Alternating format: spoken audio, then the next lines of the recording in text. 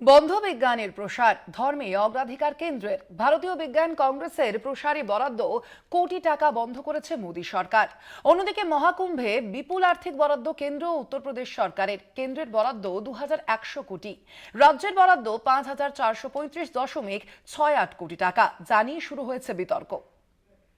বন্ধ বিজ্ঞানের প্রসার, ধর্ম প্রচারে ব্যস্ত কেন্দ্র।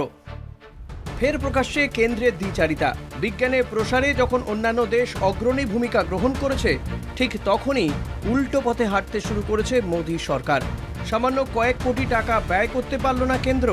ভারতীয় বিজ্ঞান কংগ্রেসের অধিবেশনে বরাদ্দ 5 কোটি টাকা। 2024 সালে এই বরাদ্দ বন্ধ হয়ে যাওয়ায় স্থগিত হয়ে যায় অধিবেশন। পাশাপাশি ধর্মের জিগির তুলে কয়েক হাজার কোটি টাকা খরচ করে কেন্দ্র ও উত্তরপ্রদেশ সরকারের যৌথ উদ্যোগে চলছে মহাকুম্ভ মেলা। অন্যদিকে দেশের সংবিধানের 51A(h) ধারায় বিজ্ঞান মনস্কতা প্রসারের কথা উল্লেখ রয়েছে। তারপরেও কেন্দ্রের এহেন পদক্ষেপে শুরু হয়েছে বিতর্ক।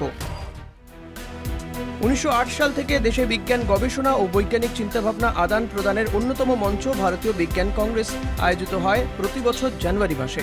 ভারতীয় বিজ্ঞান কংগ্রেসের প্রসারে বরাদ্দ 5 কোটি টাকা বন্ধ করেছে কেন্দ্র। বরাদ্দ বন্ধ করে দেওয়ায় 2024 সাল থেকে অর্থাভাবে স্থগিত হয়ে যায় বিজ্ঞান কংগ্রেস। অন্যদিকে কেন্দ্রীয় সরকার 2100 কোটি ও উত্তরপ্রদেশ সরকারের 5435.68 কোটি টাকায় আয়োজিত ধর্মীয় উৎসব মহাকুম্ভ। একটি ধর্মনিরপেক্ষ দেশে সরকারি তহবিল খরচে সরকারের এহেন দ্বিচারিতা তুলেছে প্রশ্ন।